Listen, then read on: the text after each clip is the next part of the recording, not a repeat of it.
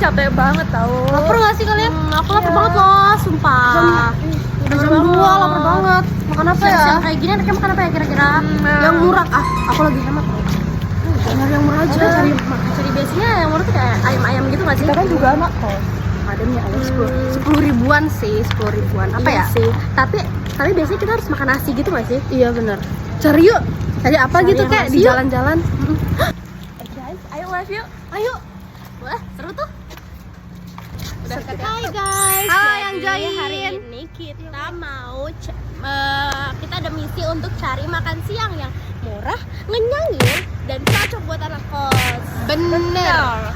Apa ya kira-kira? Kira-kira apa ya? Ikutin kita.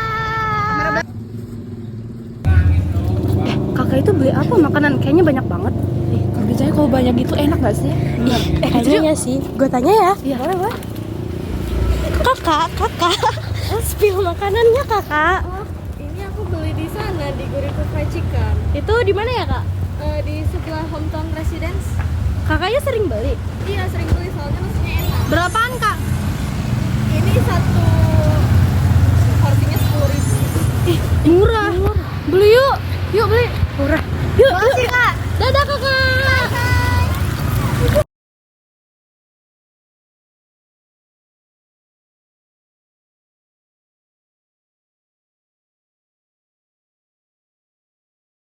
Oh my god, di sana nggak sih guys? Iya, itu tuh ada tulisannya. Yuk, sana yuk.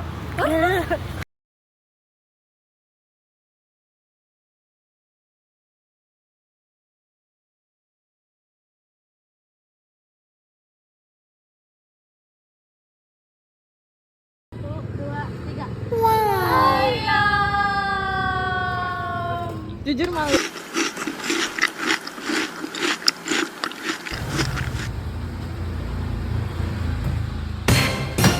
Enak banget. Aku mau wawancarain penjualnya. Oke kak, ini sebelumnya mohon maaf. Jadi kami kan ada tugas mata kuliah untuk mewawancarai salah satu usaha nih. Nah, dan kami tertarik nih sama usaha ayam geprek ini. Jadi sebenarnya kakak nama siapa ya? Nama Adil. Sebagai karyawan atau Sebagai karyawan. kalau boleh tahu sejak kapan ya usaha ayam ini berdiri? Kalau usahanya sih setahu saya belum ada baru setahun sih kan, setahun dari puasa kemarin. Mas kan ini karyawan. Ya. Karyawan ini karyawannya tuh sudah pertama kali berdiri atau sudah berapa bulan? Kalau saya masuk itu udah setengah tahun sih, udah jalan 5 tahun. Biasanya saya baru masuk Oktober kemarin. Berarti bukan pertama kali buat langsung bikin. Nah, Kalau boleh tahu identitas ownernya? Eliana Putri. Kalau boleh tahu, dalam satu hari bisa jual berapa ayam atau berapa porsi? Di sini kan ayamnya dia bungkusan ya kak, satu bungkus itu isinya 10. Tapi kita sehari itu nggak nentu, kadang ramai kadang sepi. Paling kalau sepi itu mentok 5 bungkus doang. Kalau 5 bungkus. 5 bungkus ini kan itu pasti ayamnya beda-beda dong, Ya, ada yang mau paha, ada gitu. Terus kalau mulai berapa? ada tambahnya cuma kayak es teh, dia minuman es teh, Thai tea, matcha sama es coklat. Terus sebenarnya sama aja, cuma dia porsinya dari apanya menunya beda, bukan geprek dia yang dicelup saus itu berlava dia. Nah itu yang Ayam celup gitu ya? ya itu menu barunya ada.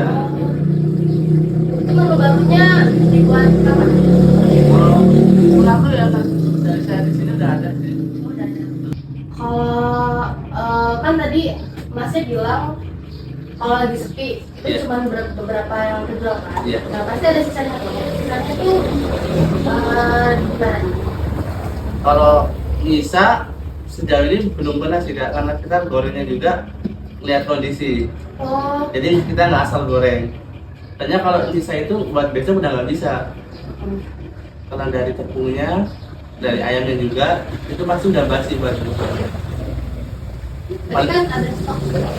Stok ada, dia kan di freezer stok ayam potongnya. Jadi ada orang beli kalau digoreng atau gorengnya dikit-dikit gitu biar Kalau- nggak ini. Kalau goreng paling pagi gitu, goreng 2 kita udah bungkus tadi. Nanti kalau siang udah habis kita nambah lagi berapa porsi, berapa bungkus. Terus kalau sore, kalau sepi kan sore ini udah sepi.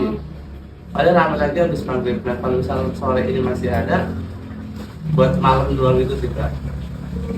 Jadi goreng juga kita sikon itu sih, karena buat meminimalisir buat sisa gitu kan. Jadi kita kurang orangnya suruh nungguin daripada nyisa buat besok saya ini udah nggak bisa karena sakit. Terus ini waktu bukanya sama tutupnya jam berapa dari Kalau- jam berapa sampai sini? Kalau buka itu jam 8 pagi. Maka tutup dia kadang habis maghrib udah habis, udah kita nggak lanjut lagi gitu kan. Paling mentok jam 9 gitu dan malam. Empat jam Iya. berapa? Ini mama saya bekerja di sini sendiri sebagai karyawan. Iya, sendiri. Kalau boleh tahu harga bahan baku dalam membuat makanan itu berapa? Bahannya apa aja?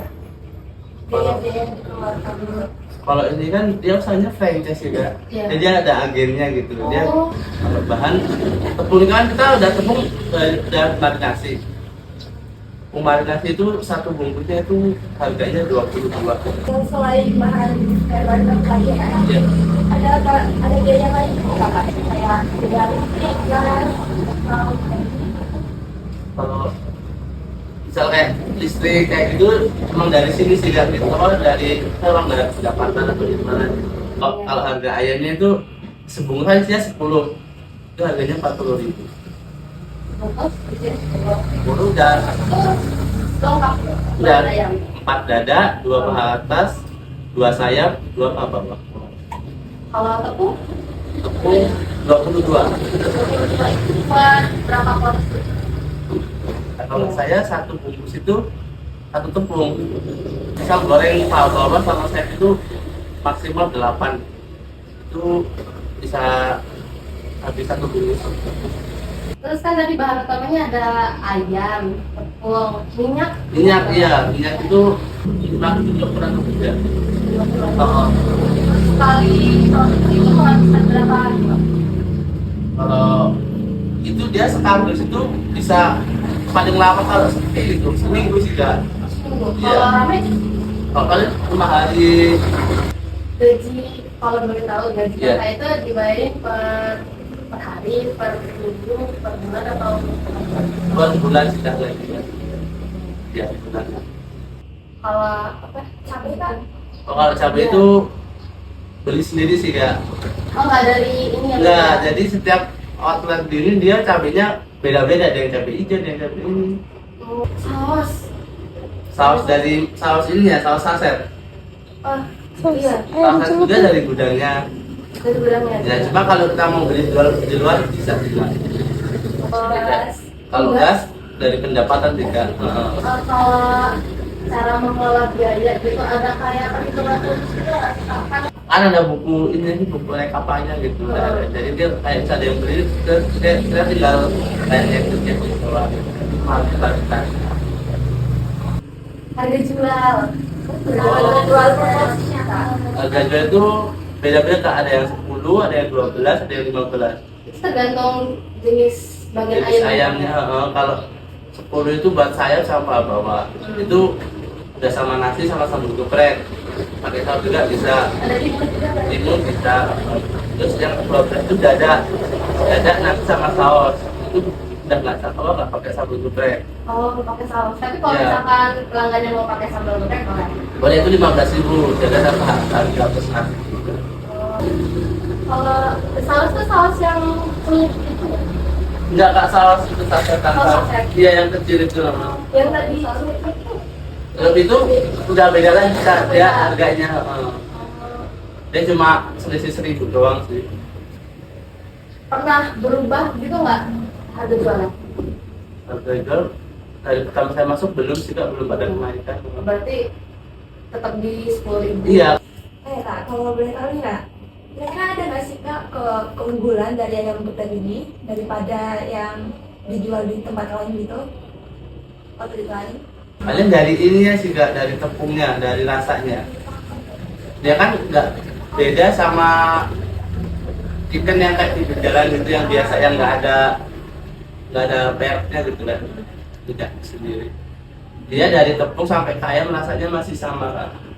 Kalau selama menjalankan usaha ini Kak, kira-kira ada nggak sih Kak kendala itu dalam jalan usaha ini?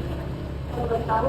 Kalau kendala mungkin dari bahan-bahan ya Kak, soalnya kan di sini jarang ada motor, terus kita ngandelin bosnya. Terus kira-kira untuk kedepannya nih, ada nggak sih Kak rencana Kakak untuk mengembangkan usaha ini lebih lanjut? Kalau dari pribadi sih pengennya ya Kak buka sendiri gitu, tinggal nunggu ini aja sih, tabungannya doang. Kalau outlet ini udah ada kayak di Shopee atau di Kalau soal itu kayaknya berapa juga ternyata belum ada juga sih, saya juga belum. yang di sini. Oh. Di sini belum ada. Kedepannya ada rencana buat nambah di sini. Katanya sih pengennya ada gitu kan, cuma sempat pernah pakai Shopee Food, cuma dia kan harganya beda sih sama ininya. Iya.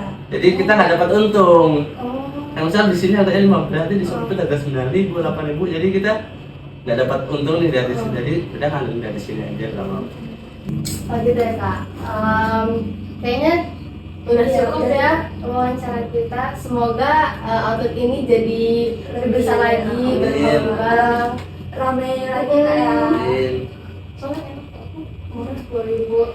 Terus ya, kita ucapin makasih buat kakaknya udah mau diwawancarain. Makasih juga Kak udah mau meluangkan waktunya juga. Enggak, terima kasih. Sukses terus buat outlet ini. Assalamualaikum warahmatullahi wabarakatuh. Kami dari kelompok 8 akan menjelaskan hasil dari project based learning kami. UMKM yang kami pilih adalah Geprek Gurih Kucikan yang berada di Jalan Kopi, Kelurahan Gedong Meneng. Geprek Gurih Kucikan menjual ayam geprek dengan harga 10.000 sampai 15.000. Dengan penjualan sehari dapat mencapai 100 porsi. Dengan 100 porsi tersebut, dapat menghasilkan pendapatan sebesar 1,3 juta dan laba bersih sekitar 457.000 dan harga pokok per porsi sekitar 8.425. Secara karakteristik usaha, sistem produksi yang dijalankan oleh UMKM Gurih Kucikan sudah sesuai dengan pendekatan metode harga pokok proses. Hal ini terlihat dari kegiatan produksi yang dilakukan secara terus-menerus dalam jumlah besar, serta menghasilkan produk yang relatif seragam setiap harinya. Meskipun usaha ini memiliki potensi penjualan yang cukup tinggi dan stabil, terutama karena lokasi yang strategis, serta tingginya permintaan dari konsumen, pengelolaan biaya yang belum terstruktur dapat menjadi hambatan dalam pengembangan usaha ke depannya. Ketidaktepatan dalam menghitung harga pokok produksi beresiko menyebabkan penentuan harga jual yang kurang optimal, baik terlalu rendah sehingga mengurangi keuntungan maupun terlalu tinggi sehingga berpotensi menurunkan daya saing. Manfaat UMKM yaitu yang pertama, ada penerapan metode harga pokok proses yang dapat membantu UMKM dalam memperhitungkan biaya produksi per porsinya. Lalu yang kedua, dari sisi operasional, UMKM dapat lebih memperbaiki lagi manajemen persediaan barangnya. Lalu yang ketiga yaitu dengan data yang jelas, UMKM dapat mengambil keputusan dengan tepat, entah ada apa yang mau diubah sehingga mendapatkan keuntungan yang lebih. Melalui kegiatan PBL ini, kita dapat mengetahui bahwa penerapan akuntansi biaya itu belum sepenuhnya sistematis. Jadi, mereka masih banyak yang menggunakan perkiraan. Selain itu, kita juga dapat melatih komunikasi, kerjasama tim, serta kita dapat menganalisis masalah serta memberikan solusi. Lalu, kegiatan PBL ini memberikan manfaat bagi kami tentang bagaimana mengaplikasikan teori yang telah dipelajari dalam akuntansi biaya ke dalam praktek nyata pada UMKM. Kami juga menjadi lebih peka terhadap kondisi nyata pada UMKM. Nah, kami juga melihat adanya keterbatasan yang dimiliki seperti pencatatan yang masih sederhana dan juga pengelolaan bahan baku yang belum optimal. Kegiatan ini juga melatih kami untuk berpikir kritis dan tidak terburu-buru dalam mengambil keputusan. Kenapa?